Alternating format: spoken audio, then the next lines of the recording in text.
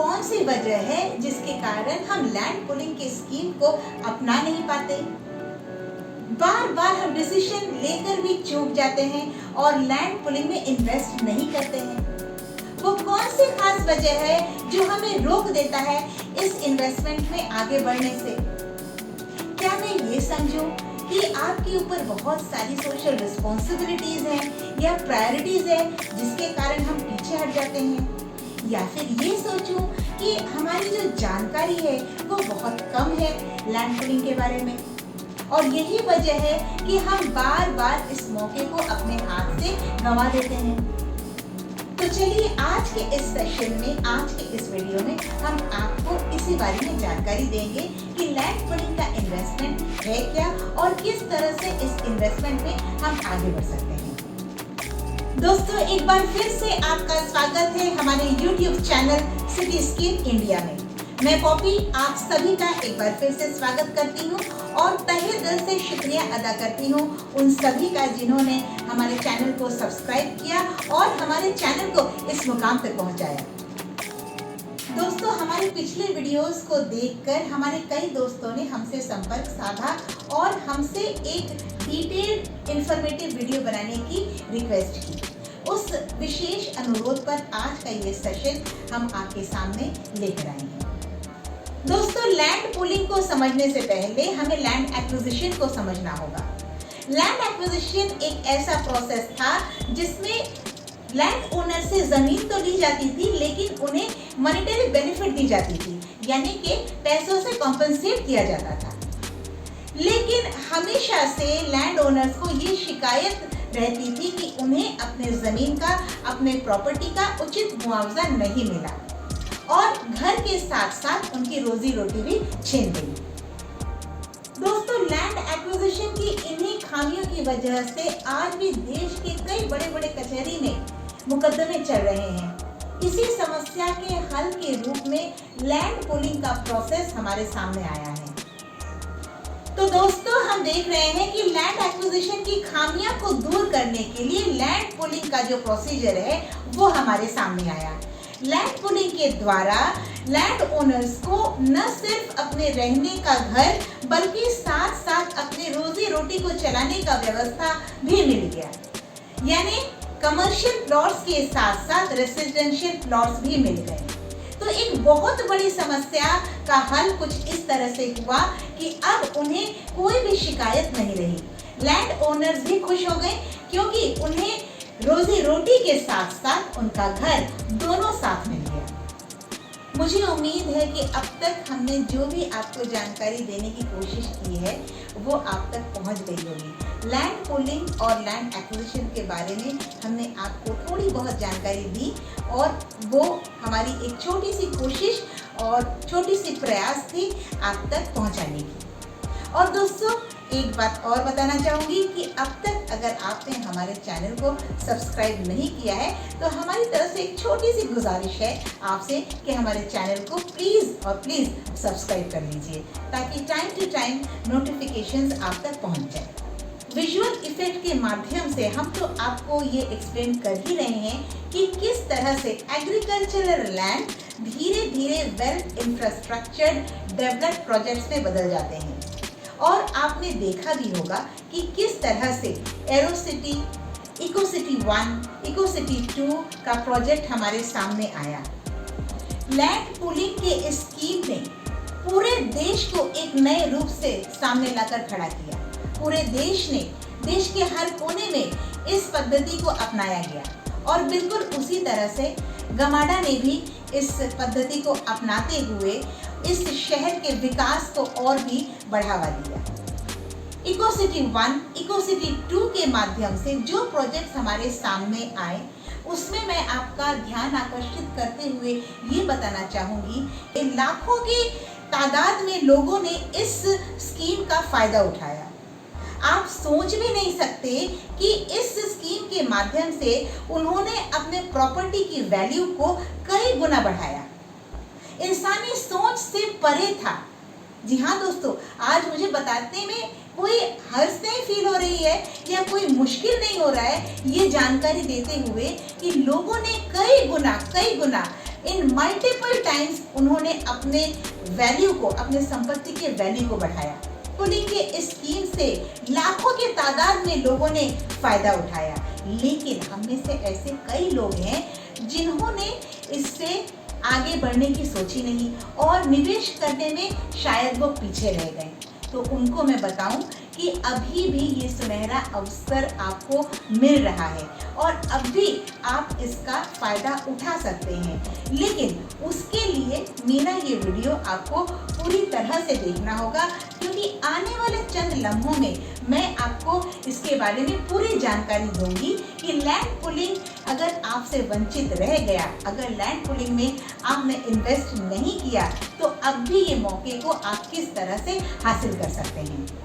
एक चीज और बताना चाहूंगी कि लैंड पुलिंग के माध्यम से, इस इन्वेस्टमेंट के माध्यम से आप सिर्फ पर्सनल बेनिफिट नहीं करते हैं, बल्कि देश के विकास में भी आपका हिस्सा होता है। कोई भी शहर जब विकास की ओर कदम बढ़ाता है तो वहाँ की डेवलपिंग अथॉरिटी एक मास्टर प्लान की तैयारी करती है और उस मास्टर प्लान को तब बनाया जाता है जब वहाँ की डेमोग्राफी, वहाँ की टोपोग्राफी, वहाँ के वेदर क्लाइमेट कंडीशंस, वहाँ की पॉपुलेशन को मद्देनजर रखते हुए उस मास्टर प्लान की तैयारी की जाती है। और उस मास्टर प्लान के तहत एक इंफ्रास्ट्रक्चर बनाने की कोशिश की जाती है, जिस इंफ्रास्ट्रक्चर में कनेक्टिविटी टू अदर स्टेट्स, साथ ही रोड, रेलवेज, वाटरवेज, एयरपोर्ट, वहाँ का आईटी जोन, वहाँ का स्पोर्ट्स जोन, वहाँ के मार्केट कॉम्प्लेक्स, वहाँ के कमर्शियल स्पॉट्स, वहाँ के मेडिकल फैसिलिटीज, एजुकेशन फैसिलिटीज को भी ध्यान में रखा जाता है। किसी भी मास्टर प्लान को सिस्टमैटिकली इम्प्लीमेंट करने से पहले वहाँ के एरिया का एक इकोनॉमिक इम्पैक्ट सर्वे किया जाता है और इसकी बुनियाद रखी जाती है वहाँ के लैंड ओनर्स की ज़रूरतों को देखकर, और उसके बाद ही मुआवजे का तय किया जाता है। दोस्तों, इस बारे में एक विशेष बात की सूचना मैं देना चाहूँगी कि वहाँ के लैंड ओनर्स जो भी मुआवजा उन्हें मिलता है वो ये दिमाग में रख कर तय किया जाता है ताकि उन्हें आने वाले दिनों में उनके पुनर्वास में या फिर उनकी रोजी रोटी में किसी भी चीज़ में कोई भी कठिनाई का सामना उन्हें न करना पड़े। इस तरह से लैंड ओनर्स को दोनों तरफ से फायदे मिलते हैं। एक तो उन्हें एक बहुत ही उम्दा और बेहतरीन कॉम्पनसेशन मिलता है, यानी कि मुआवजा, और दूसरी तरफ से उन्हें एक बहुत ही बेहतरीन इंफ्रास्ट्रक्चर का साथ, जहां न सिर्फ वो बल्कि उनकी आने वाली पीढ़ी सालों साल उसका फायदा उठाने में सक्षम रहेगी। अब आती हूँ मेन मुद्दे पर, यानी कि कितना कॉम्पनसेशन मिल सकता है। गमाडा की ओर से जो कॉम्पनसेशन तय किया गया है वो है एक कनाल के ऊपर 150 गज का रेसिडेंशियल प्लॉट और 25 गज का कमर्शियल प्लॉट। साथ ही अगर आपके पास 2 कनाल है, यानी कि अगर 2 कनाल नोटिफाइड एग्रीकल्चरल लैंड गमाडा आपसे लेती है, तो उसके एवज में आपको 250 गज का रेसिडेंशियल प्लॉट और 60 गज का कमर्शियल प्लॉट मिलता है।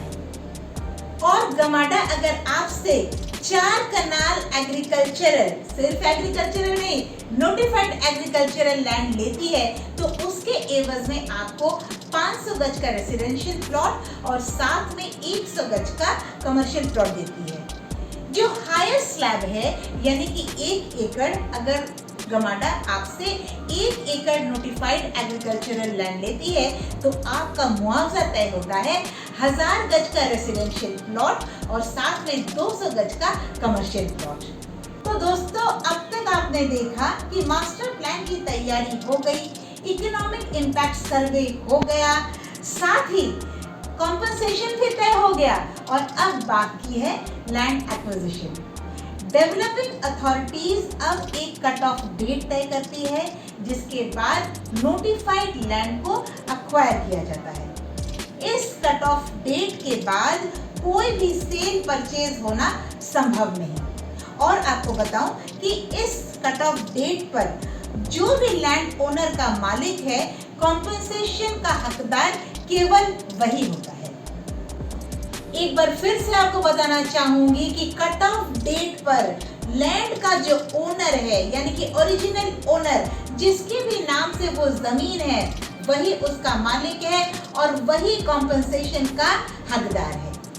अब हम आएंगे अगले प्रोसेस पर। जी हाँ, गमाडा या जो भी डेवलपिंग अथॉरिटी है, उसका जो अगला प्रोसेस है वो है लेटर ऑफ इंटेंट, यानी कि LOI का इशू करना।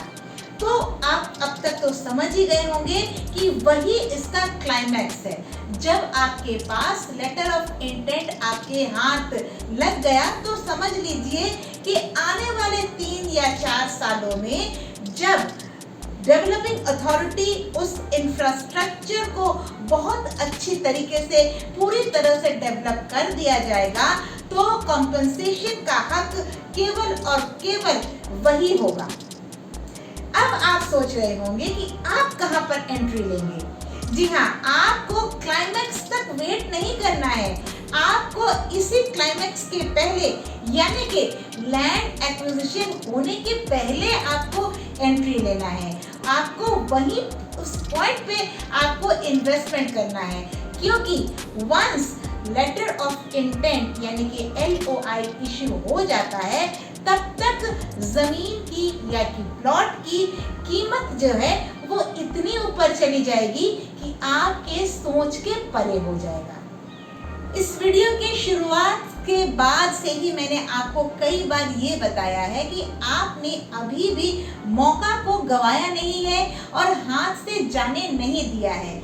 अगर आपके दिल में लैंड पुलिंग के द्वारा एक बहुत अच्छा क्लेम अपने हक में करने का इरादा आप रखते हैं, तो आप अभी भी वो कर सकते हैं और वो that is possible through your investment. दोस्तों, जैसे कि गमाडा ने इकोसिटी 1 और इकोसिटी 2 का बुनियाद रखा था, बिल्कुल उसी तरह से एक बार फिर से आपको एक सुनहरा मौका दिया जा रहा है थ्रू इकोसिटी 3। जी हाँ, इकोसिटी 3 की जो लैंड एक्विजिशन की डेट है वो फाइनलाइज हो चुकी है एंड दैट इज 4 दिसंबर 2024। यानी कि अगर आप इन्वेस्टमेंट करना चाहते हैं तो राइट टाइम इज नाउ, यानी कि बस अब ये मौका आपको दे रहा है, अब आपको ये मौका मिल रहा है कि आप इसी पॉइंट पर अपना एंट्री लें और एक बहुत अच्छे क्लेम, एक बहुत अच्छे कॉम्पनसेशन को अपने हक में कर सकते हैं। जैसा कि मैंने कहा कि 2024 4th December is the last date and I request you again and again कि आप 4th दिसंबर का, 4th नवंबर का, 4th अक्टूबर का वेट बिल्कुल भी न करें, क्योंकि तब तक price of the land is going to be so high कि आपके बिल्कुल हाथ से निकल जाएगा। ऐसे में आपको करना ये है कि राइट टाइम इज नाउ, जैसा कि मैं बार बार कह रही हूँ कि अभी आपको एंट्री लेनी है और इसलिए दिए गए नंबर पे, हमारे स्क्रीन पर जो नंबर आ रहा है उस पर हमसे तुरंत संपर्क करें, क्योंकि ये मौका दिन ब दिन धीरे धीरे कमता जा रहा है। The more you are going towards 4th December, the more you are going far away from the profit making procedure of land pooling. तो सुनने वाले और देखने वाले सभी दोस्तों को एक बार फिर से ये बताना चाहूँगी कि अब तक जो भी इंफॉर्मेशन हमने आपके साथ शेयर किया है, मुझे उम्मीद है उससे आप इंफॉर्मेटिव और यूजफुल फील करेंगे। और साथ ही आपको अगर हम ये कहें कि what is land pooling in short, तो land pooling is a process where आप एक notified agricultural piece of land governing authority या डेवलपिंग अथॉरिटी को देकर उसके एवज में एज कॉम्पनसेशन, एज क्लेम एक बहुत ही वेल इंफ्रास्ट्रक्चर्ड पीस ऑफ लैंड लेते हैं। This is land pulling. I hope आपको हमारा ये वीडियो पसंद आया होगा और हमारी जो भी जानकारी हमने आपसे शेयर किए हैं वो आपको अच्छा लगा होगा। उम्मीद है आपने अब तक हमारे चैनल को यानी कि सिटीस्केप इंडिया को सब्सक्राइब किया है और अगले नोटिफिकेशंस के लिए इंतज़ार करें। फिर मुलाकात होगी, तब तक के लिए पॉपी के तरफ से आपको ढेर सारा प्यार और नमस्कार।